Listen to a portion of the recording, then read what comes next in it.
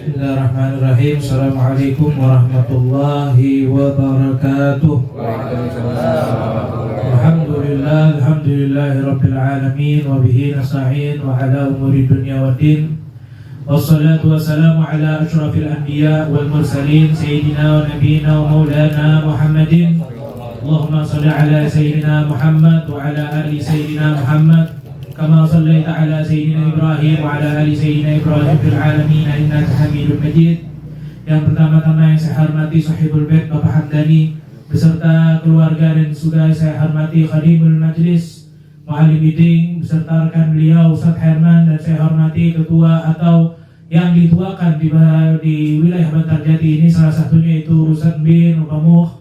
Mudah-mudahan kita doakan semua, mudah-mudahan mereka dilancarkan rezekinya oleh Allah Subhanahu wa taala, dipanjangkan rezekinya oleh Allah, dipanjangkan umurnya oleh Allah Subhanahu wa taala, dan segala penyakit yang ada di tubuh beliau diangkat oleh Allah Subhanahu wa taala. Berkah maulid, berkah maulid, berkah salawat, amin ya rabbal alamin. Dan jamaah Majlis Al-Adli khususnya di Bantarjati, mudah-mudahan berkah antum semua, sehat, afiat, dan keluarga antum mudah-mudahan diberikan keluarga, diberikan keturunan saleh dan salihat, amin ya rabbal alamin. Melanjuti pelajaran yang kemarin di dalam kitab Akhlaqul Banin, Syekh Umar bin Ahmad Baraja menyimpulkan bahwasanya Nabi Muhammad sallallahu alaihi wasallam diturunkan oleh Allah Subhanahu wa taala untuk menyempurnakan akhlak umatnya. Nabi Muhammad sallallahu alaihi wasallam ini tidak seakan-akan diturunkan oleh Allah dengan tugas yang lain. Tugas utama beliau salah satunya adalah menyempurnakan akhlak umat Nabi Muhammad sallallahu alaihi wasallam. Kita bisa dianggap oleh Allah, oleh para kaum Nabi Muhammad sallallahu alaihi wasallam, dianggap dengan apa? Dengan perbanyak sholawat kepada Nabi Muhammad. Salah satu pertolongan kita di akhirat nanti, sholawat kita ini akan jadi kartu, Pak. Bentuk sholawat kita ini bisa jadi dua di akhirat nanti. Pertama, jadi malaikat yang menolong kita di kubur nanti, yang membimbing kita untuk melancarkan mulut kita, ditanyakan di alam kubur nanti itu ada sholawat yang berbentuk malaikat. Memang gampang pertanyaannya di alam kubur. Siapa Tuhanmu? Kita bisa jawab sekarang Allah. Siapa Nabimu? Kita bisa jawab sekarang Nabi Muhammad. Tapi belum tentu di alam kubur nanti kita bisa menjawab dengan lurus itu, selancar itu, nggak mungkin. Tergantung jawaban kita bisa selancar, bisa semulus, tergantung amal kita di dunia ini. Kita tidak bisa bergantung dengan amal soleh yang memang Allah Subhanahu wa taala wajibkan kepada kita karena kelalaian kita. Sekalipun kita sebagai manusia banyak kelalaiannya, tapi Allah Subhanahu wa taala menurunkan jalan yang mudah, menurunkan thariqah yang gampang melalui umatnya Nabi, melalui ulama-ulamanya Nabi Muhammad sallallahu alaihi wasallam, yaitu salawat Nabi Muhammad sallallahu alaihi wasallam. Salah satu amalan yang memang kalau misalnya kita kerjakan tidak perlu wudu.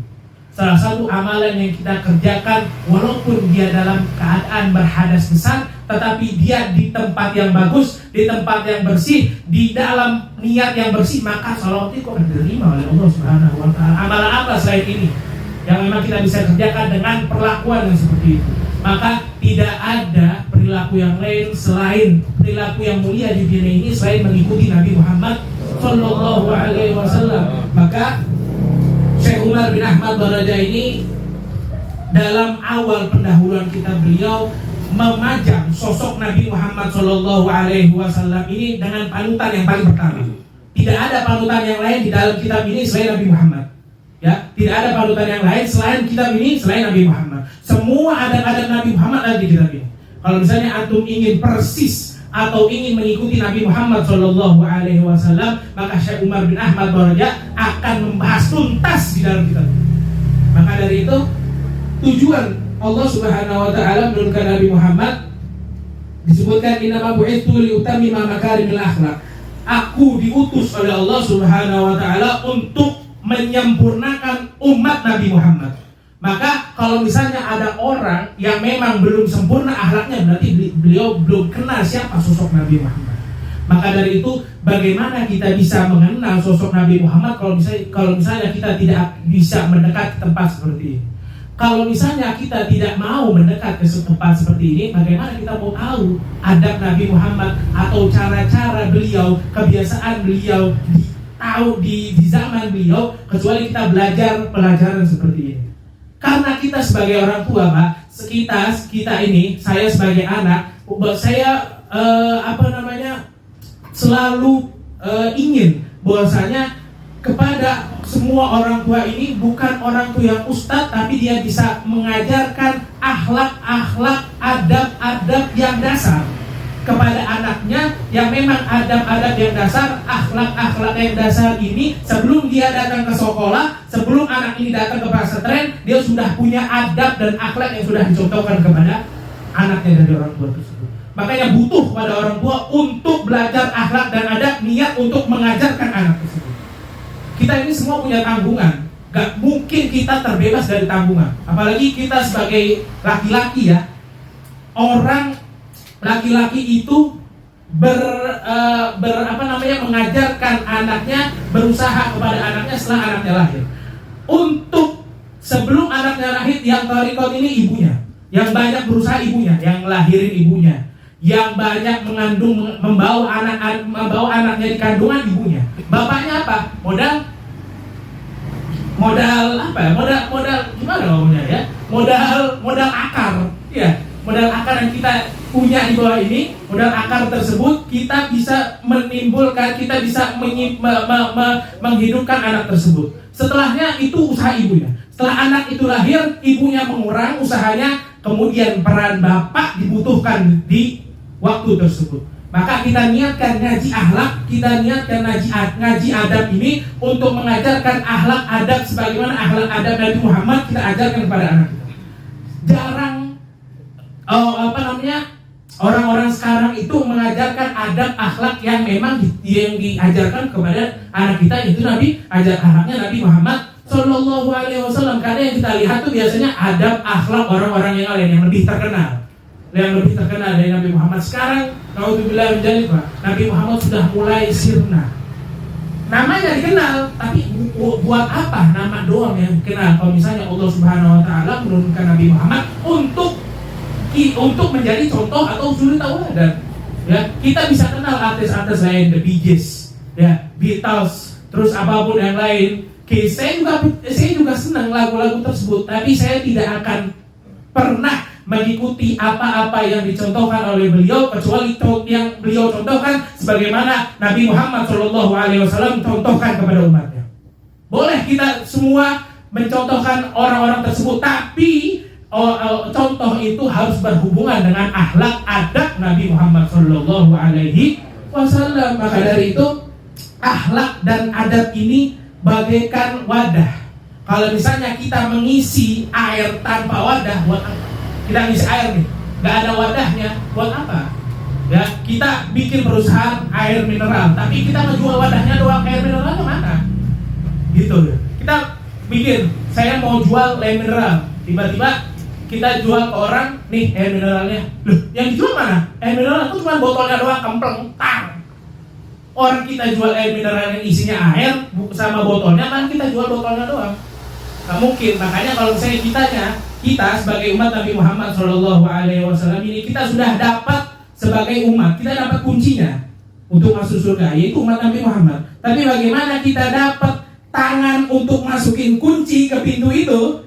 Tangan untuk masukin kunci ke pintu itu adalah adab dan akhlaknya kepada Nabi Muhammad yang diajarkan oleh Nabi Muhammad SAW. Maka dari itu adab dan akhlak Nabi Muhammad ini gak bakal sia-sia kalau misalnya kita pakai. Maka Syekh Umar bin Ahmad Baraja ini beliau menyimpulkan dalam 4 hal. Barang siapa yang mengikuti adab dan akhlak Nabi Muhammad akan bagi bahagia dunia akhirat. Menyimpulkan 4 kebahagiaan yang akan kita dapat dunia wal akhirat. Yang pertama yaitu kebahagiaan akan dimasukkan ke dalam surganya Allah Subhanahu Wa Taala. Kenapa? 1, kita akan mengikuti sebagaimana Nabi Muhammad SAW mengikuti. Yang kedua, barang siapa yang di sini sebutin, Inna Allah haffa Islam bi makarimil akhlaq wa mahasinil akhlaq. Maka dari itu Allah Subhanahu Wa Taala ini menurunkan akhlak kepada Nabi Muhammad, kita ikuti itu sudah 1 satu besi yang memang bisa membentuk kunci untuk masuk ke dalam surga. Ya, itu udah satu bahan untuk masuk ke dalam surga. Karena orang yang punya adab dan akhlak itu banyak, tapi nggak semua orang yang punya adab dan akhlak mengikuti Nabi Muhammad.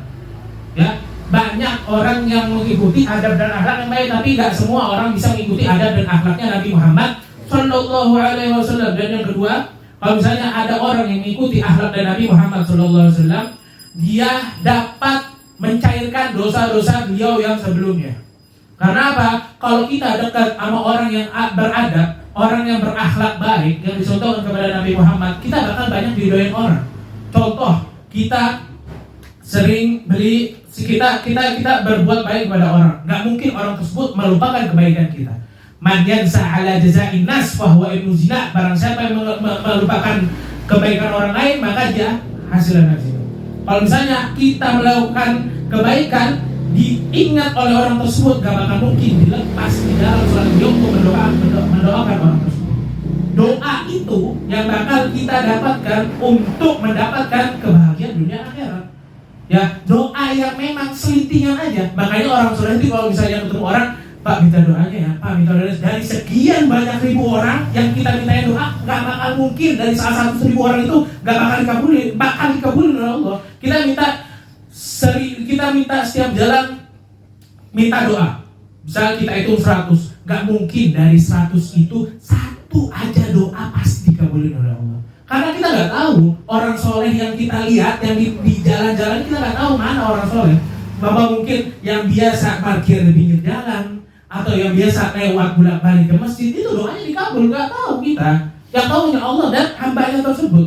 Maka kita punya husnuzon untuk meminta doa kepada orang tersebut dengan sebanyak-banyaknya agar kita dikabulkan doanya oleh Allah Subhanahu wa Ta'ala untuk mengampuni dosa sebelumnya. Maka sebaliknya, barang siapa yang buruk amalnya, maka dia akan ditambah terus dosanya. Karena apa? Oh, kita melihat orang buruk aja udah kesel. Ya, bukan malah bikin dosa tersebut, bikin dosa orang yang lihat juga. Malah orang yang lihat juga bisa bikin gibah. Saking parahnya nih orang yang punya akhlak. Kita ngelihat orang gak punya akhlak, ya Allah nih orang begini amat. Tiba-tiba kita ngelihat, kita jalan sama teman kita, tuh orang begini amat ya, gak enak dilihat. Digibah, udah dosa. Yang kena, yang buruk akhlak juga udah dosa, udah double dosanya Pak. Yang udah double. Maka yang ketiga yang disebutkan oleh Umar bin Ahmad Raja, akhlak yang baik bakal mendatangkan keberkahan. Kata keberkahan itu adalah kunci terbesar dari bahan untuk membuka pintu surga Allah Subhanahu wa Ta'ala. Siapa yang mendapatkan satu keberkahan dari Maula, dari Allah Subhanahu wa Ta'ala, maka keberkahan yang lain akan ikut. Kalau misalnya kita udah megang satu kode aja buat dapat keberkahan tersebut, maka kita bakal dapat keberkahan yang lain. Karena kita udah tahu kuncinya, kita udah tahu kodenya, gimana caranya, gimana selak-beluknya mendapat keberkahan. Kalau misalnya kita udah dapat keberkahan tersebut dari pengalaman kita, maka kita gak bakal lolos atau gak bakal terlewat keberkahan yang lain. La hakimu ila du tajribatin. Orang hakim yang baik adalah yang paling berpengalaman. Kita bisa melihat, kita bisa menanyakan jalan dari Banten ke Bogor jam segini macet apa enggak dari orang yang pernah Banten ke Bogor jam segitu. Enggak? Kita bisa nanya, Mualim Biding, antum kan sering nih ke Bandung naik motor, kalau jam segini enaknya berangkat jam berapa? Jangan jam segini kan, berangkatnya enak jam 10 biar gak macet. Makanya itu karena Mualim Biding berpengalaman dari sini ke Bandung jam berapa, diusul oleh beliau jam segini datang. Karena apa? Hakim yang paling baik itu hakim yang berpengalaman. Itu bukti. Ini hadis Nabi Muhammad SAW. Tidak ada omongan dari Nabi Muhammad SAW yang tidak bukti, tidak nyata bakal kita rasain. Pasti nyata. Walaupun Nabi Muhammad SAW dari dulu sudah kita tidak rasakan. Nah, yang terakhir, kita dapat memperluas rezeki kita karena kita mempunyai adab dan akhlak yang baik. Kita melamar kerja dengan adab akhlak yang baik. Ya, bagaimana kalau misalnya bos kita nggak suka? Benar apa enggak? Benar. Kalau misalnya kita melayanin, saya tinggal di toko, saya jualan di pasar Anyar, saya melayani dengan baik, nggak mungkin orang yang beli gak kabur, pasti betah. Karena orang tersebut pasti diingat. Ya, karena balik lagi bukan karena barangnya. Kadang saya tuh di toko, saya tanya, Pak, barang ini sama barang dia bersama sama? Sama. Kenapa bisa balik lagi? Karena saya seneng sama yang jaga. Seneng sama yang jaga, padahal barangnya sama, celana sama, bahannya sama. Kenapa yang bisa dibedakan? Karena yang membedakan adalah yang jaga. Yang bisa bikin betah ini adalah akhlak yang baik, adab yang baik yang dipunyai oleh seorang tersebut. Makanya dia bisa sedikit baik lagi itu orang yang beli. Maka dari itu kita akan lanjut, atau yang terakhir kita akan terus membahas adab-adab Nabi Muhammad SAW dengan beberapa niat para salafun saleh. Yang penting niat kita untuk mengajarkan adab-adab yang diajarkan oleh Nabi Muhammad SAW kepada keluarga kita, kepada anak-anak kita, ya, mobil khusus anak-anak kita, mobil khusus keluarga dekat kita. Karena apa? Kita mempunyai hajat yang besar, kita mempunyai keinginan yang besar, yaitu apa? Berkumpul di dunia ini dengan senang, dan juga berkumpul kesenangan tersebut sama di dunia ini dengan kesenangan di akhirat nanti. Kita pengen kesenangan ini, kita ngumpul di sini bareng-bareng enak kan? Majlis malam Jumat, dan mudah-mudahan juga di akhirat nanti, di surga dekat nanti, kita dipertemukan oleh Allah Subhanahu wa taala dengan rasa yang memang rasa tersebut tidak luput dari rasa dunia yang ini. Mudah-mudahan Allah Subhanahu wa taala mengumpulkan kita di akhirat nanti dengan keadaan yang paling baik, dengan keadaan diridhoi oleh Allah Subhanahu wa taala, dengan keadaan diridhoi oleh Nabi Muhammad sallallahu alaihi wasallam. Semua keluarga kita diridhoi Allah Subhanahu wa taala, semua anak-anak kita menjadikan anak soleh dan solehat. Kita doakan mudah-mudahan seluruh warga Bantar Jati istiqomah majlis malam Jumat, amin.